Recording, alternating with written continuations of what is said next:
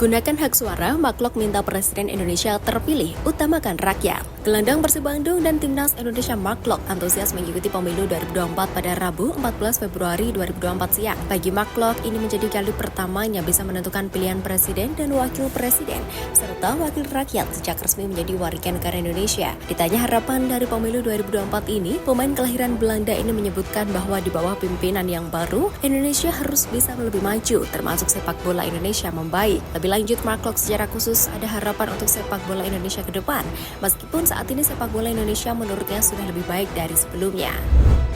Elkan Bagot dikritik supporter Bristol Rovers. Elkan Bagot kembali bermain untuk Bristol Rovers di League One 2023-2024 atau kasta ketiga Liga Inggris. Namun bek berusia 21 tahun itu hanya bermain selama 28 menit. Elkan Bagot menjadi bek tengah kiri dalam formasi 3-4-2-1 yang diterapkan oleh pelatih Bristol Rovers, Matty Taylor. Namun hanya dalam kurun waktu 18 menit, Bristol Rovers kebobolan 2 gol.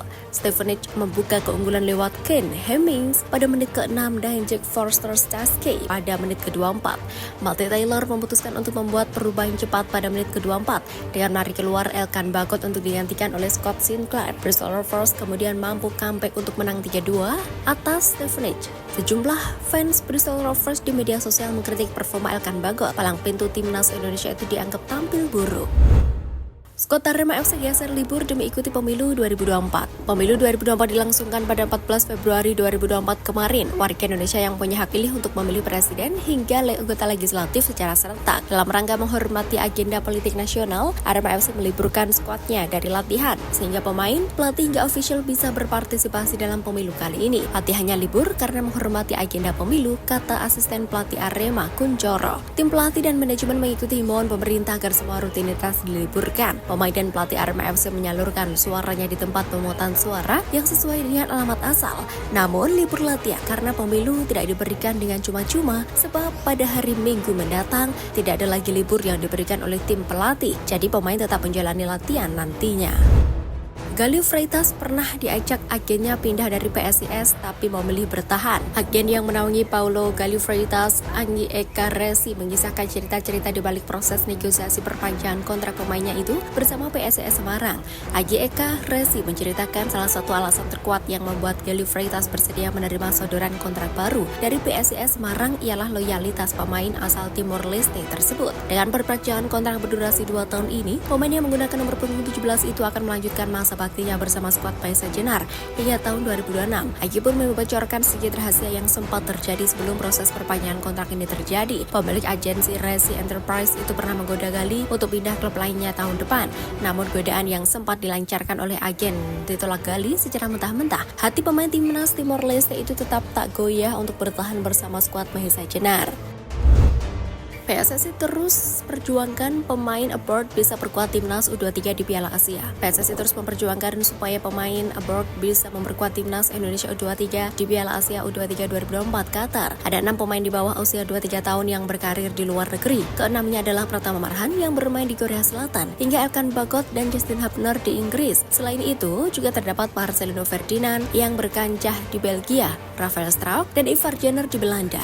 Masalahnya Piala Asia U23 2024 tidak masuk kalender FIFA. Jadi klub apalagi tim luar negeri tidak wajib melepas pemainnya ke timnas Indonesia U23 sebelum berlaga di Piala Asia U23 2024. Timnas Indonesia U23 bahkan telah merencanakan pemusatan latihan di Dubai, Uni Emirat Arab, UEA mulai 31 Maret 2024. PSSI mengungkapkan bahwa pihaknya tengah melakukan pembicaraan intens dengan para pemain yang berkarir di luar negeri.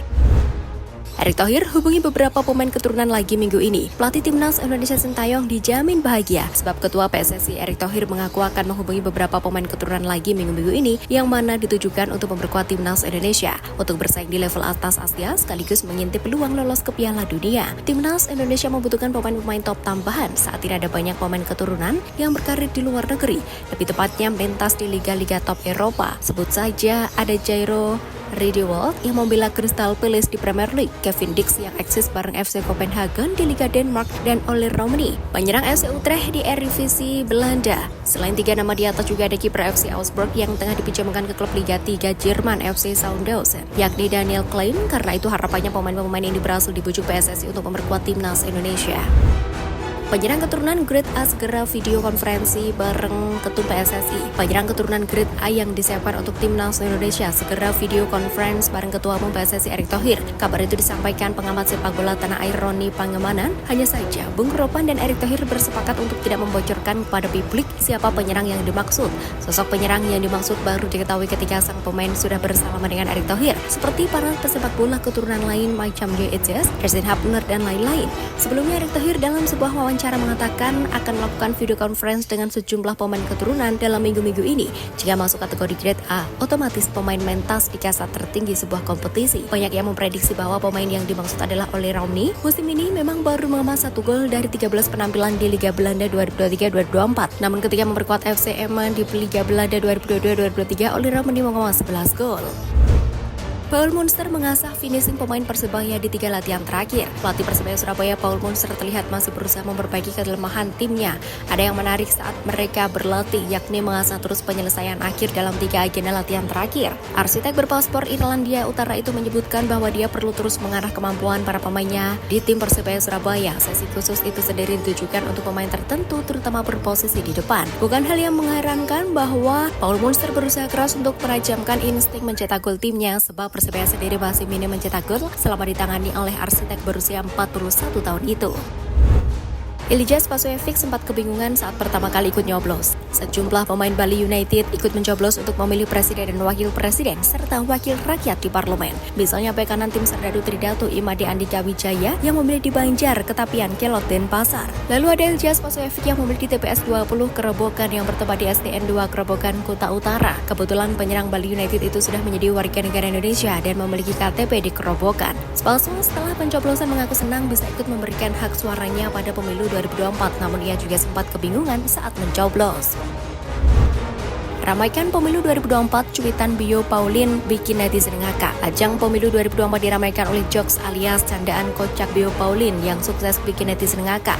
Seperti yang diketahui, hari Rabu 14 Februari 2024 ini adalah hari yang penting karena warga bisa menyalurkan suaranya untuk memilih pemimpin negara ini untuk 5 tahun ke depan. Namun Bio Paulin ternyata mengaku kesulitan untuk melakukan coblosan di pemilu 2024 ini. Kesulitan itu didapatnya gara-gara sosok Abanda Herman melalui akun X-nya. Legenda Persipura Jayapura itu bercanda dengan mengatakan dirinya tidak bisa mencoblos karena bilik suara dijaga Abanda Herman ex-bek Persija Jakarta. Bio mau nyoblos kok susah, ternyata bilik suaranya dijaga Abanda Herman, tulis Bio Paulin. Cuitan Bio Paulin direspon oleh ribuan netizen, baik yang membalasnya lewat reply maupun quotes. Mayoritas warganet terhibur dengan kelakuan mantan pesepak bola berusia 39 tahun itu.